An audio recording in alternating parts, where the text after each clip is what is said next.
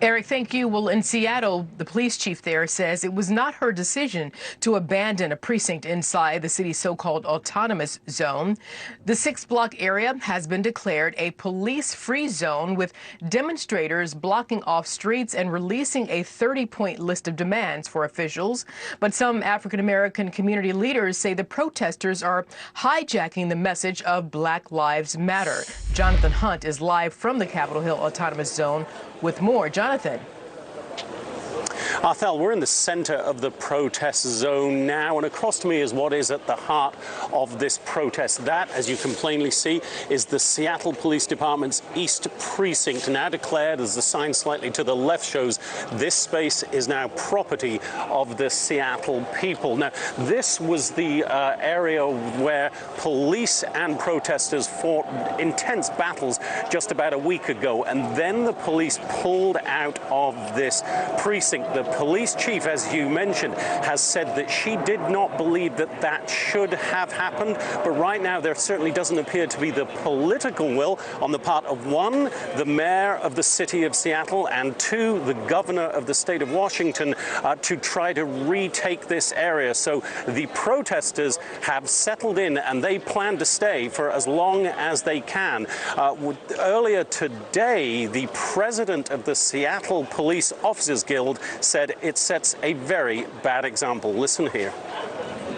Well, certainly this is where 3 levels of government come into play, and we've seen failure on an ongoing basis at the local level. Actually, it isn't failure, it's a surrender. It's a sort of, they're an accomplice of sorts. And so working through that is very challenging. At this point, we have probably a couple of thousand people in this roughly 6-block radius of the city of Seattle. Some of them, probably several hundred, I would say, are overnight protesters who plan to stay here every minute of every day. But right now, on a Saturday afternoon here in Seattle, you also have a lot of plainly curious residents who want to come down, see what this is all about, get a feel for it themselves.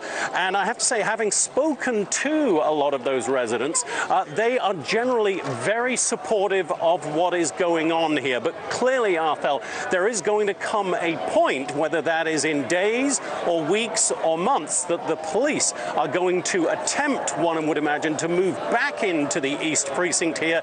That obviously will be a major flashpoint. We simply do not know, though, when that moment will come. And the mayor of the city of Seattle, Jenny Durkan, has said that maybe this will be, quote, as she put it, the summer of love. That would imply she has no will to move back in here in terms of the police getting back here for several months. We shall see. Arthel? Perhaps there can be dialogue between the police, city officials, and the protesters there, and to find out what they want and how they can come together on some answers.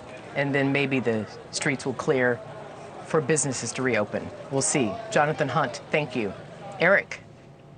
In the meantime, this is all happening on day 19 of the protests following the death of George Floyd. Let's go to Seattle now and CNN's Dan Simon. And Dan, protesters have set up, I guess, you know, a kind of, I don't know, you describe what it looks like in this part of the city.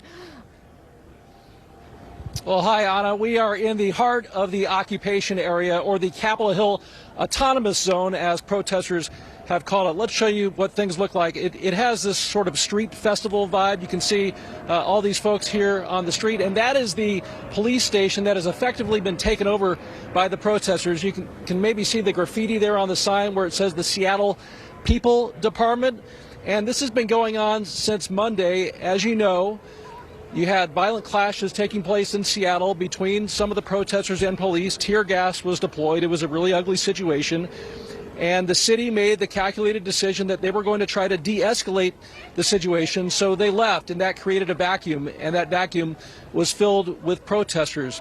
The mayor seems to be in no hurry to want to get this situation to end. She is saying that this is an expression of democracy, and she's advanced no plans in terms of how or when this occupation might end. In the meantime, I want you to hear from one protester we spoke with who is responding to some of the fiery rhetoric from President Trump. And you're also going to hear from a police officer who has acknowledged that the department has made some mistakes. Take a look. I'm not scared of Donald Trump, no, and I'm not scared of his police officers either. We're going to stay outside this building whether they come here or not. We're going to take this building over whether they're outside threatening us or not. We brought the fight to them on their front lines and pushed their line back. We're not afraid of them. We want a dialogue. We want to communicate, right? But if the public is so angry at us, how do we start that? How do we do better? People expect better. We need to be better. Now, Anna, in terms of what these protesters want, there is a whole laundry list of demands, but among the primary things, this will sound familiar, they want to see the police department defunded, but they also want to see this police precinct turned into a community center. Now, one of the problems that has arisen as a result of protesters filling this area and the officers leaving that precinct is that, according to the chief of the department, it has increased the response time triple. So, in other words, what used to take 5 minutes to respond to a situation or a police call in this area is now taking 15 minutes. So that is worrisome, and that's why the chief wants to see this situation come to an end as quickly as possible. Anna? Okay, Dan Simon in Seattle, thank you. In Seattle, people are talking about CHAZ. It's not a person, but a place, and a controversial thing. CHAZ is the Capitol Hill Autonomous Zone. Protesters have commandeered a stretch of Seattle's Capitol Hill neighborhood as a police-free zone. The move drew mixed reactions from Seattle's mayor and its police chief. President Trump has threatened to send in troops. The mayor says she does not want that.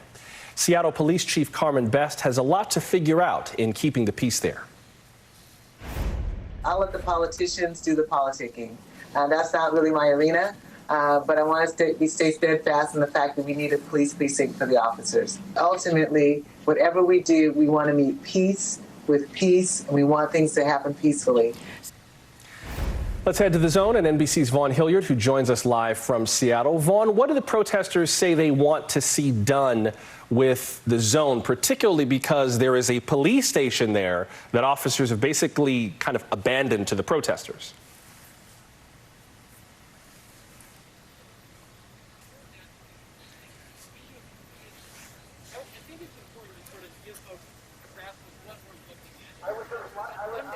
When the police pulled back here from this 6-block area.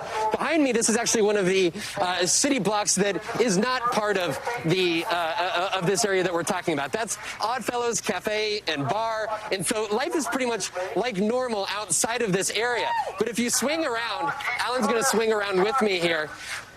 Right here is the barrier into this 6-block area. You can see it's a plant barrier.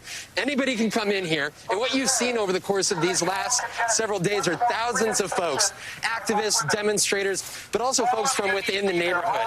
I want to introduce you, actually, right now. I'm going to actually listen in real fast to Joshua. Is that understood? Raise your hand if you understand me. Great.